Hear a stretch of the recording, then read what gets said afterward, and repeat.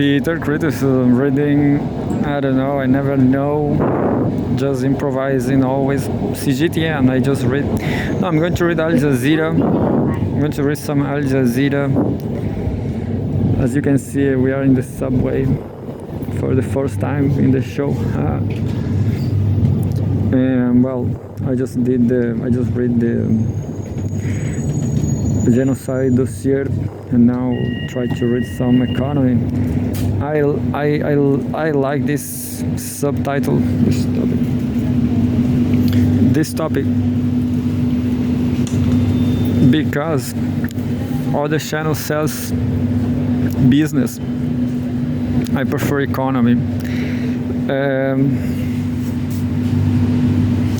So the Pavel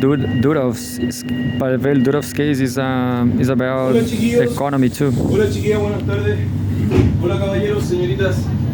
Chiquillos, solamente les quería ofrecer una dobladita XL que con mi señora hicimos en nuestra casa con mucho cariño para ustedes. This is like this. Editor's analysis, economy, technology, a dangerous precedent, a dangerous precedent. Telegram CEO Pavel Durov's arrest stokes speech war.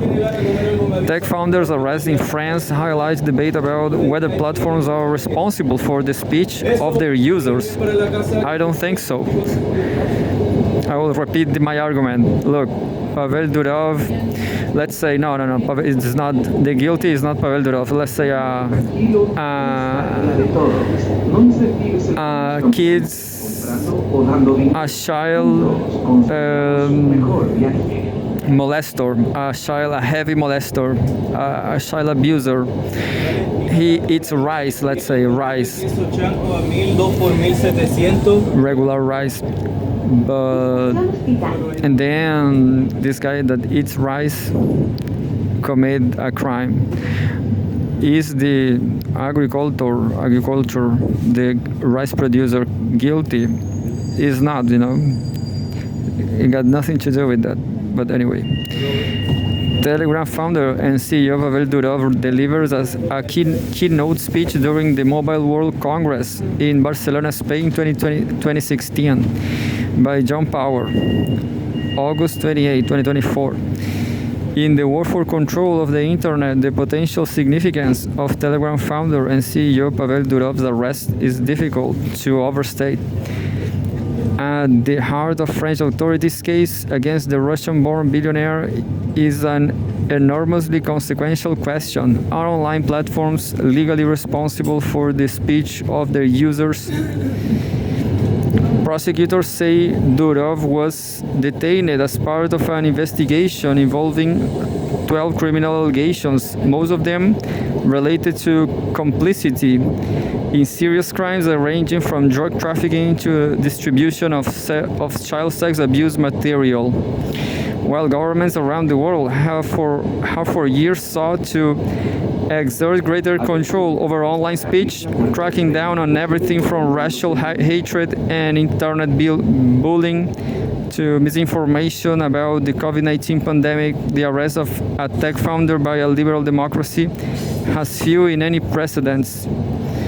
Perhaps the closest parallel in the case of Facebook's executive Diego Zodan, who was arrested by Brazilian authorities in 2016 over the tech company's alleged refusal to hand over WhatsApp messages related to a drug trafficking investigation. Zodan was released after nearly 24 hours in custody after a judge ruled that his detention was extreme and amounted to unlawful coercion. The argument that tech companies should be held criminally liable for the activities of people who use their services is at best tendentious. A less generous view will be that it is nonsensical. I am completely agree for the first time, I guess. For the first time, I completely agreed with Al Jazeera. Car companies, for example, are not considered responsible for drunk drivers or bank robbers using their vehicles to flee. Absolutely. Or in my argument, my example is rice producers, Chinese rice producers, they are completely innocent. They are saints. They are not responsible for whatever people do with their rice.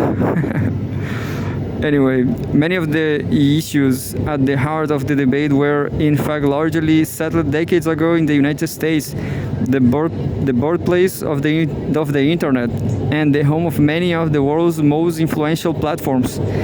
The Communications Decency Act, passed in 1996, provides broad immunity to internet providers for the content that they host out of a recognition that a free and open internet could not exist otherwise. Others are skeptical that a hands-off approach to moderation is a reasonable excuse for avoiding responsibility. Timothy Koski, a postdoctoral researcher at the School of Media and Communications at the University of Sydney, said that the moderation of one kind of another is fundamental to the existence of every platform. Quote, "If I were to touch that analogy of the car, I will say the question is the extent to which the taxi driver is complicit in giving a ride to the bank robber," Koski said. Maybe he is accomplice, or maybe he is subjected, maybe he is not under his free will. It's very, very tricky, very tricky. Maybe he's threatened by the assaultant, understand? There's a movie about that here in Chile, Taxi para Tres. There's a movie just about that. Is the taxi guilty too? While other countries have less robust free speech protections than the US, even governments that have significantly tightened the reins on platforms have been forced to back down from more extreme proposals. The European Union, which introduced comprehensive regulations to tackle online harm with the Digital Services Act in 2022, in June canceled a vote on proposals to mask encrypted messaging apps for child sex abuse material after critics likened the measures to George Orwell's 1984. Unsurprisingly, Durov's arrest has sent a shield through the tech scene, where libertarians' ideals about free speech and privacy are widely championed. Many tech entrepreneurs and internet freedom advocates argue that Durov's arrest sets a dangerous precedent and have called for his release under the hashtag #FreePavel. Free Pavel, Free Jadwe, here in Chile, Jadwe Libre. I forgot what I was saying. Yeah, definitely. Andy Yan, the founder of... No, you know what I thought? I read a previous news about this subject. I was reading, the last 3 days I was reading a lot of news about Pavel Durov.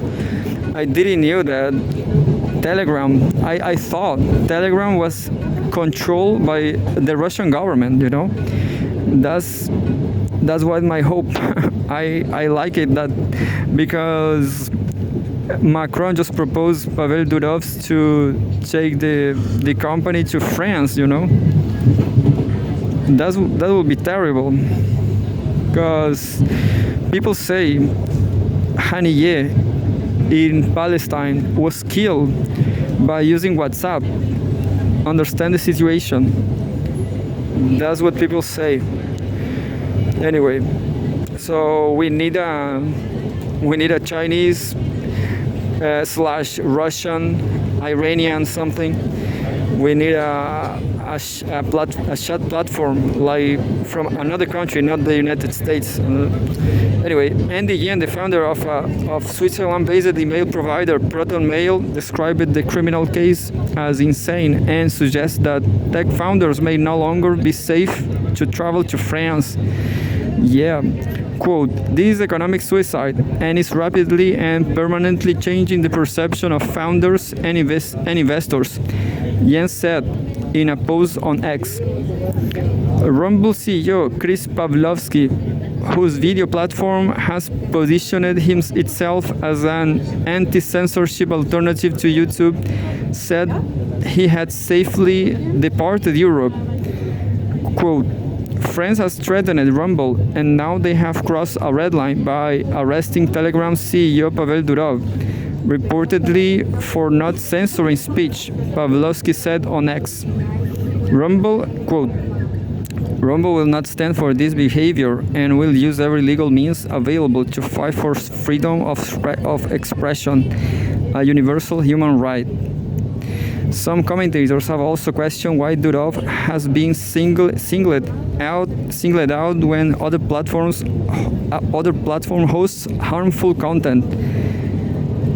Some commentators have also questioned why Durov has been singled out when other platform hosts harmful content. What? I didn't get it. That like maybe people are doing the same thing in WhatsApp. Anyway, ex-owner Elon Musk, who has called for Durov's release, claimed that Meta CEO Mark Zuckerberg had been able to avoid the glare of authorities because of his willingness to censor content and share users' data. While self-avowed libertarian Durov is on record as being suspicious of state control, the characterization of him as a free speech warrior among a crowd of government lackeys sidesteps an important distinction between Telegram and other platforms. Yeah, definitely. Unlike WhatsApp and Signal, Telegram has access to most of the content shared by its users, and as it does not use end-to-end encryption by default. I don't understand this, but well, we'll read again. Telegram has access to most of the content shared by its users, as it does not use end-to-end encryption by default. That means that Telegram can share information with authorities to an extent that is not true for some of its competitors. Potentially, that makes the platform an easier target for authorities frustrated over the tech sector's perceived lack of cooperation with law enforcement. So Telegram is more democratic than WhatsApp. Questions have also been raised about the geopolitical implications of the case against Durov, who left Russia in 2014 after refusing to silence opposition groups on the earlier VK social network. In Russia, both allies and critics of Russian President Vladimir Putin have called for his release in a rare alignment between political foes. The French government has sought to dispel any suggestion that Durov's arrest is politically motivated or at odds with civil liberties. Quote, France is deeply committed to freedom of expression and communication, to innovation and to spirit of entrepreneurship. It will remain so, French President Emmanuel Macron said on Monday. Well, Macron is a liar. Macron. The success or otherwise of those assurances may hinge on what happens next. After a maximum of 96 hours in custody, Durov must either be charged or released on Wednesday. Koski said there are a lot of unknowns about the case and how idiosyncratic the underpinning legal theory may be. Quote, it could be that within the investigation there is a much more personal tie to the situation than exists at any other platform, in which case this organization has simply crossed a line that no other platforms have, but the line was always there, he said. Source Al Jazeera. And well, so it looks like Telegram is more. So, you know, I just thought about Daniel Jadue right here in Chile. He's not a CEO of a social media platform, but he's a progressive politician. I'm not sure if Pavel Durov it is a progressive neither, but unfortunately, Daniel Jadue has been in prison for four months. There's a lot. and I guess he's innocent too. You know, it's just imperialism. If Pavel Durov sell or take Telegram to France, I will quit. I have a Telegram account, but I will just keep going with WhatsApp. It's funny because WhatsApp is even worse, isn't it?